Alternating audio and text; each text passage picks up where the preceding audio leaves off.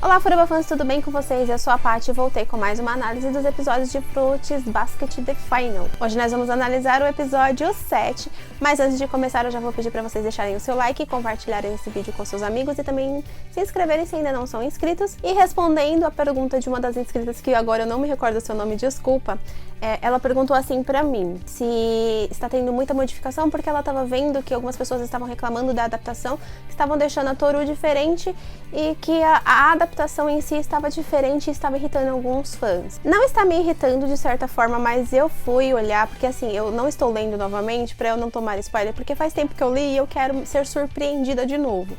Então, algumas coisas eu lembro, outras eu apaguei da memória. Então, eu sou surpreendida com certas coisas, principalmente com o que aconteceu nesse episódio. Eu não estava esperando, porque eu não lembrava o que tinha acontecido. Mas, o que acontece? Eu olhei por cima, assim, no mangá, e eu vi que o que aconteceu, eu não sei se foi por causa da pandemia ou se foi por causa de algum outro fator, a produção tá fazendo com que o anime fique muito, mas muito dramático. Ela tirou todo o alívio cômico que tem no mangá pra deixar uma história muito dramática mesmo. Toda a interação que Kyo tinha com Toru, interações engraçadas, com Yuki, no próprio conselho estudantil mesmo, até chegar nessa parte, eles tiraram, eles removeram, não sei se vão colocar depois, mas até então eles removeram pra deixar essa parte bem dramática. E eu acho, assim, pelo que eu vi, pelo que eu senti, como já está no volume 20, que eles estão adaptando já, eu acho que eles vão adaptar direto essa coisa, assim, tipo, de cada episódio,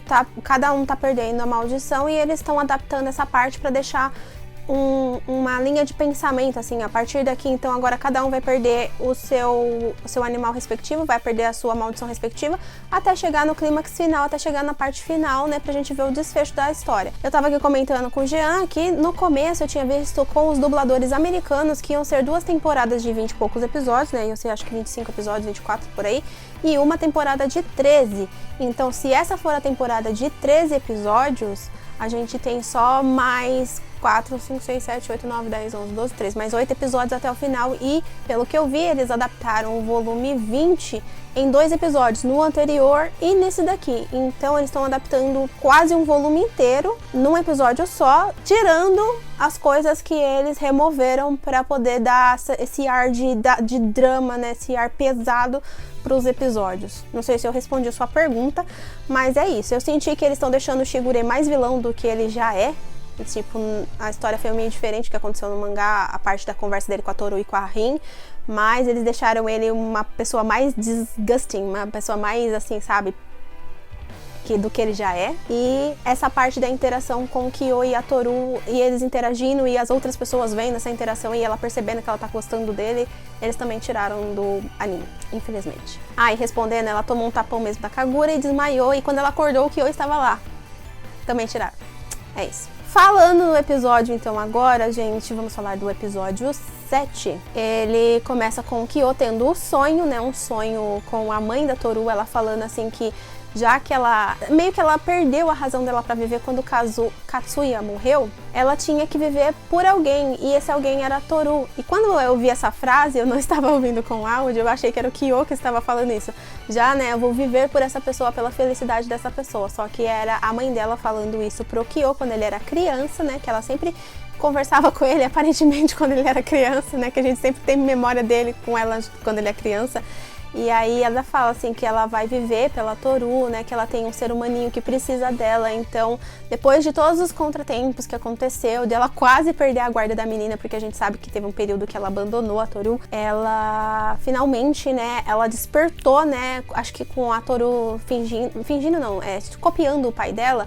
Ela meio que despertou e falou assim, ela tá fazendo isso porque ela quer chamar minha atenção, e como assim, eu quase abandonei a minha filha, ele morreu, mas tipo, eu tenho um ser humaninho que precisa de mim ainda, né, o fruto do nosso amor tá aqui me esperando, e como assim, né, eu tô desse jeito. Então acho que ela despertou pra vida, ela despertou pra essa responsabilidade, e aí ela começou a cuidar melhor, assim, ela começou a se preocupar com a Toru, ela sabia que ela ia ter que trabalhar, então ela sempre falava pra ela ficar em casa de boa. E aí o Kyo, ele fala assim, né, pergunta pra ela se ela não sente falta do Katsuya, né, se ela não sente falta de ficar com ele, pra onde que foi o amor, né, e aí ela fala que espera que um dia todas as questões dessas crianças sejam respondidas. Ela meio que não fala, mas é tipo assim, quando eu morrer eu me encontro com ele, num momento eu tenho que dar conta de quem está aqui, está dependendo de mim, né, de quem eu preciso cuidar de uma outra pessoa. Ele se foi, tudo bem, eu vou sentir muita falta dele, né, ele era meu amor, mas ele pode me esperar lá enquanto eu cuido da nossa filha aqui na Terra, mais ou menos isso. E aí eu sei que o Kyo, ele começa a ter uns pesadelos muito loucos. Depois dessa parte, ele fala que ele não entende bem o que ela quis dizer, aí ele começa a ver a mãe dele falando com ele, falando pra ele ir pra casa, que não era pra ele ficar saindo, porque tinha muitos perigos lá fora, e ela tinha medo dele se transformar na frente de outras pessoas, e as pessoas maltratarem ele por ele ser o gato. Assim, era um sentimento de proteção, mas um sentimento de rejeição ao mesmo tempo, sabe? Ela não queria que ele fosse o gato, ela tentava proteger ele porque ela despertou esse sentimento super protetor, como o Momiji falou. Umas rejeitam, outras super protegem. Então, a minha me rejeitou, a do Kyo super protegia ele, a do Hiro super protege ele também, só que a do Hiro é totalmente diferente, assim, o negócio é totalmente diferente. E aí, ele vê ela indo pra linha do trem, ele tentando entender, né, falando assim que ela se matou por causa dele. Não sei se eu posso falar essa palavra no vídeo, né, que o YouTube vai me censurar, mas ela foi embora por causa dele, né, e ele se sente culpado. Aí ele se lembra da mãe da Toru também falando que não ia perdoar ele, que tinha sido culpa dele, e a mãe dele pedindo pra ele ir pra casa. E aí ele acorda desse pesadelo e ele acorda com aquele sentimento de que, já que as duas apareceram no meu sonho, eu acho que eu entendi o recado, sabe? Que não é pra eu ficar tendo esperanças de um dia eu ser feliz, de um dia eu poder ficar com quem eu gosto, né, com a pessoa que eu gosto, que o que me aguarda é a jaula mesmo, é aquele confinamento do gato, porque já que eu não perdi a minha maldição, a maldição ela não foi quebrada, né? Acho que eles nem tentam quebrar a maldição, acho que eles nunca pensaram nisso. Ele fala assim, eu não preciso ter esperança, né, porque as pessoas que ficam perto de mim sempre se machucam, então é melhor eu me afastar delas antes que eu machuque ela também, porque ele também vê a Toru machucada no chão, caída, e aí ele acha que se alguma coisa acontecer com ela, vai ser culpa dele. E nisso aí a Toru, o Yuki e o Momiji estão fazendo hambúrguer lá na cozinha, chamam ele pra comer e a gente corta a cena pra o Shigure e a Rin conversando lá na mansão dos Soumas. E aí a gente descobre nessa conversa que foi o Shigure que induziu a Rin a pedir pra Rin roubar a urna que estava com supostamente as cinzas, né, do Akira, né, do pai da Akito. O porquê que ele fez isso a gente não sabe, e a gente também descobriu um pouco da vida, né, da Rin, descobriu que ela era uma empregada, ela se apaixonou pelo Akira, né, ele tava doente, ele ia morrer e o povo tava pressionando ele para ele ter um herdeiro. E ele acabou se apaixonando por essa empregada e teve esse herdeiro com ela, só que ninguém aceitava porque ela era só uma empregada, então todo mundo tratava ela mal. E ela gostava do Akira, só que ela era uma mulher possessiva e ciumenta, ela era um absurdo. Quando ela engravidou, ela disse que ela tinha que ter um menino, que não, se ela não tivesse um menino, ela ia abortar. E quando ela descobriu que era uma menina, ela falou que ela ia criar ele como menino, porque ela não queria nenhuma outra mulher perto do Akira, pra ver como ela era doente. E aí, ela falou assim, se não fizessem isso, se ela não pudesse ser criada como menino, ela ia abortar também. E aí a gente sabe o que aconteceu depois disso, né? Ela teve a Akito e a Akito foi criada do jeito que foi. E aí a gente vê que depois que ela teve a criança, né, que o pai, né, o Akira, ele ficava falando, ele falava porque a Akito era uma criança que deveria ser amada, que ela já era amada por todos, que ela tinha os meninos do Zodíaco que eram ligados a ela, que aquele amor ia estar sempre entre eles, que eles iam ter sempre esse laço. Ela ficava doida de ciúme, ela ficava revoltada porque ela achava que o Akira amava mais a criança do que ela e ela maltratava a menina de todas as formas possíveis.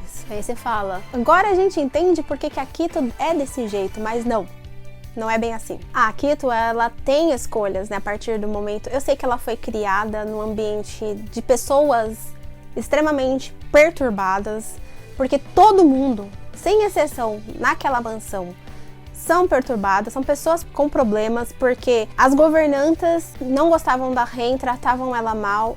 Quando o Akira morreu, ninguém chamou ela e ela ficou revoltada por causa disso. Aí ela falou assim, não, ele não estava sozinho, ele estava com o Akito aqui. O Akito estava fazendo companhia, o Akito que é mais importante, ele amava mais o Akito, sabe? Ficava colocando lenha na fogueira, sabe? Nessas brigas familiares. Parece que induzindo ela a tratar ainda mais mal a criança. E aí eu sei que a Akito, ela cresceu com isso na cabeça, né? Tipo assim, todo mundo me ama, eu posso fazer o que eu quiser, porque todo mundo ali ensinou isso pra ela. As governantas, inclusive, lá, as empregadas. A mãe dela não gostava dela, então ela meio que espelhava o comportamento da mãe em outras mulheres. Então, pra ela, nenhuma mulher prestava, porque a mãe era daquele jeito. E ela tentava trazer os membros do Zodíaco pra ela, contanto que eles não fossem mulheres, né? Porque a gente sabe o que aconteceu com a Rin e com a Kissa. E aí, o que acontece? Tipo, tudo que ela fazia ali, todo mundo passava a mão na cabeça dela. E aí tem pessoas que defendem a Akito e falam, não, mas você não sabe, gente, ela tá doente, não é bem assim, você precisa entender que ela tá doente, que ela é assim. Não, você não pode ter esse ódio todo, você não pode, mano. Uma pessoa igual a Akito, na realidade, já estaria presa num hospital psiquiátrico, no mínimo.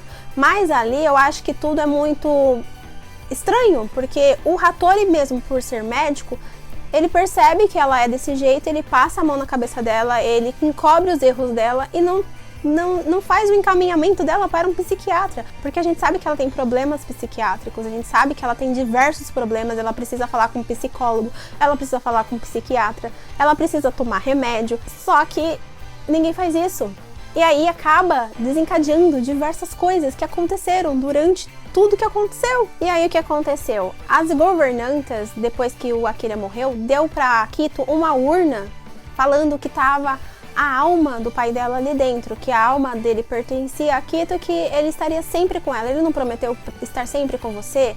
Só que assim, no leito de morte dele, ele falou assim que ele queria ter feito as pazes com a Ren, ele queria que as duas se dessem bem, ele queria estar presente, mas ele falou, pelo menos agora, eu não estando aqui, eu partindo, eu deixo pra ela uma criança, eu deixo uma parte de mim pra ela. Só que não foi desse jeito que ela viu, né? Ela viu a menina como sei lá o quê.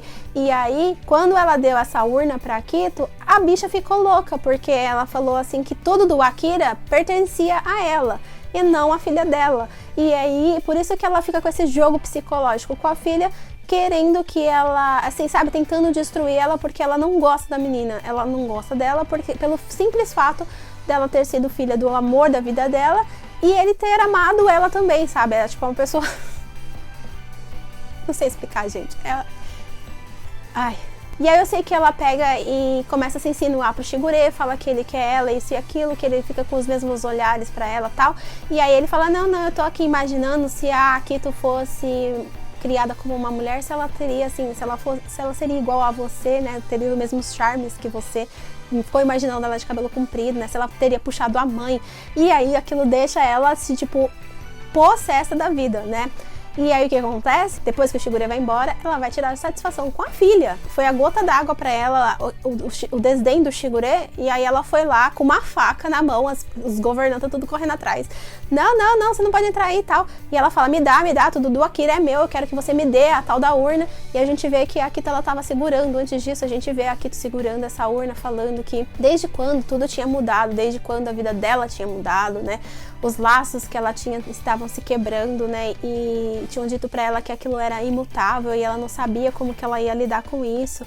Por que isso estava acontecendo? O que ela tinha feito de errado? Porque ela nunca faz nada de errado, né, gente? E aí ela ficava se perguntando, né? Por que tá tudo mudando, né? E aí quando a mãe dela chega, né? Ela tá perdida em pensamentos. A nossa sorte é que o Kureno também estava lá no quarto junto com ela. A mãe dela chega e tenta matar ela, né? Pela urna. E ela pega e joga. Fala, você quer? Tá bom, tó. Aí pega e joga essa urna pra ela, não tem nada dentro da urna.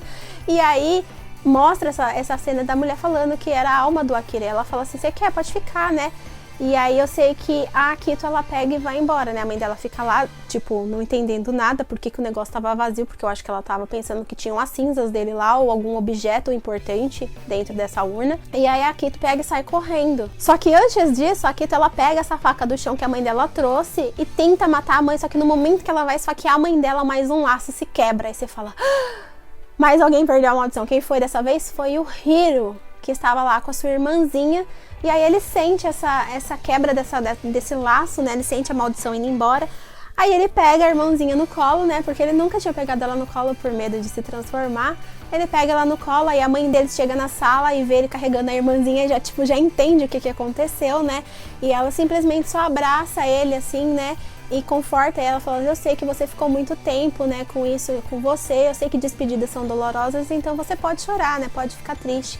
E ela só conforta ele, abraça, assim, os dois filhos, sabe? Tipo, acho que pensando assim, meu Deus, eu não acredito que isso está acontecendo na minha vida, né? Meus filhos finalmente, assim, meu filho finalmente tá livre, agora ele pode abraçar a irmã, ele pode ser feliz, né? E eu acho que era isso que eu tava passando na cabeça dela, porque foi isso que eu pensei. E voltando lá pra Akito, a Akito sai correndo, depois de tentar matar a mãe e não conseguir por causa dessa quebra da maldição, ela vai lá pra fora.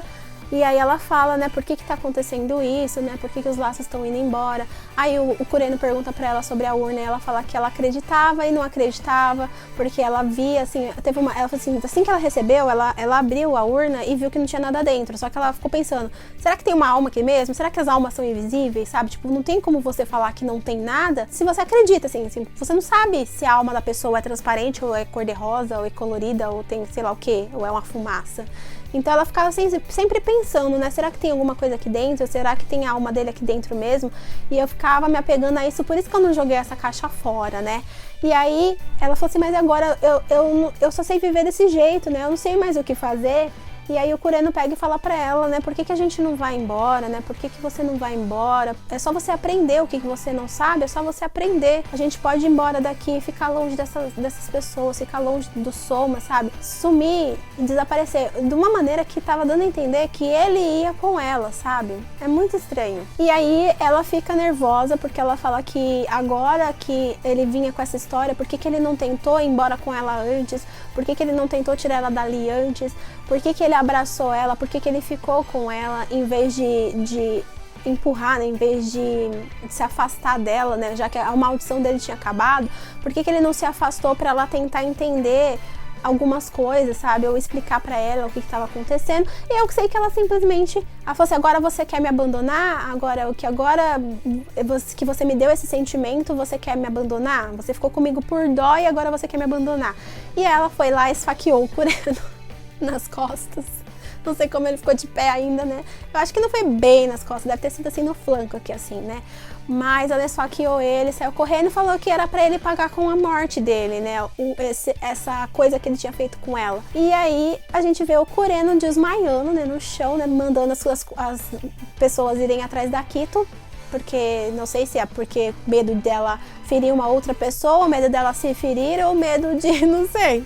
Ou porque ele não se importa mesmo com a própria vida. E aí a gente vê que a Uo-chan e a amiga dela estão trabalhando e eles veem um pardalzinho morto e você já entra em desespero, você fala, meu Deus do céu, o Kureno vai morrer, meu Deus do céu, isso é um sinal. E aí elas falam, será que ele se cansou de viver ou ele bateu em alguma coisa, né? Ou ele foi, sabe, sofreu algum acidente e morreu, ou ele se cansou simplesmente de viver e morreu. E aí você fica com aquele negócio na sua orelha, você fica, meu Deus do céu, o Kureno morreu, isso é um sinal, meu Deus do céu, será que ela tá sentindo que ele morreu? Meu Deus, o Kureno morreu! E eu não lembrava disso. E aí eu sei que o episódio, ele também volta lá pra Toru, depois que eles jantaram, o Kyo, ele vai sair, e a Toru vai atrás dele e fala que tem uma coisa muito importante pra dizer pra ele, só que ele olha pra ela com um olhar meio estranho, como se ele quisesse afastar a Toru, né? E o episódio termina deixando no ar essas questões, assim, tipo, será que o Kyo ele vai tentar se afastar dela por causa do sonho que ele teve? Que ele acha que se ele ficar perto da Toru, ele vai fazer ela sofrer e vai acontecer alguma coisa ruim com ela? Será que o Kureno morreu? Meu Deus do céu, que eu já não lembro mais. Eu estou aqui agoniada, pensando, será que o Kureno morreu? Mas eu não vou ler o mangá, porque eu quero ficar nessa agonia mesmo até o próximo episódio. E quem será o próximo animal a perder, né, a sua maldição, né? Próximo animal, a próxima pessoa que vai perder a maldição, que a gente viu que foi pessoas aleatórias, né? Primeiro o Kureno, mais aleatório que o Kureno. Aí depois veio o Momiji. E agora a gente teve o Hiro. Mas é isso, eu espero que vocês tenham gostado. Eu falei um monte lá no meio do episódio, no começo, sobre as diferenças e sobre o Akito mesmo, né? A Akito, ela tem que ser presa, né? Na vida real, ela teria sido presa e passado por um psiquiatra e ela ia cumprir pena no hospital psiquiatra porque ela já empurrou a Rin da janela e trancafiou a menina dentro de uma jaula. Ela já feriu a Kissa e mandou a Kissa pro hospital. Ela já feriu o Hattori, agora ela matou o Kureno. O que esse povo quer? E todo mundo passa a mão na cabeça dela e ninguém faz nada, ninguém chama a polícia, ninguém, tipo, denuncie essa pessoa para as autoridades, porque pra mim isso ela é uma psicopata. Ela pode estar doente, ela pode ter depressão, ela pode ter síndrome do pânico, ela pode ter o que for, mas ela precisa ser tratada e precisa responder pelos atentados à vida das pessoas, sabe? Porque se ela continuar solta, quem garante que ela não vai tentar matar Toru? Quem garante que ela não vai tentar matar mais ninguém, assim, atentar contra a vida de ninguém? Eu acho isso absurdo. E é isso, gente. Espero que tenham gostado dessa análise. Foi um episódio bem pesado, um episódio bem, assim, tipo, difícil de digerir. Mas é isso, eu espero que tenham gostado da análise. Se gostou, deixa aí um comentário e não se esquece que agora você pode se tornar um membro do canal clicando no botão aí embaixo, no link na descrição, aí você vê as recompensas e ajuda se você puder. E também participa do nosso sorteio de Black Butler volume 28, que a gente vai sortear quando o canal atingir a meta de 10 membros, nós vamos sortear o mangá para os membros. Não se esquece também que você nos ajuda muito se inscrevendo se ainda não é inscrito, compartilhando o vídeo com seus amigos, deixando seu joinha, ativando o sininho de notificações, seguindo a gente lá na aba de comunidade nas redes sociais, onde a gente posta todos os vídeos e tudo mais, e também seguindo a gente lá na twitch.tv/delcosplay, que é onde a gente faz as nossas lives. Eu vejo vocês no próximo vídeo, beijos e tchau, tchau!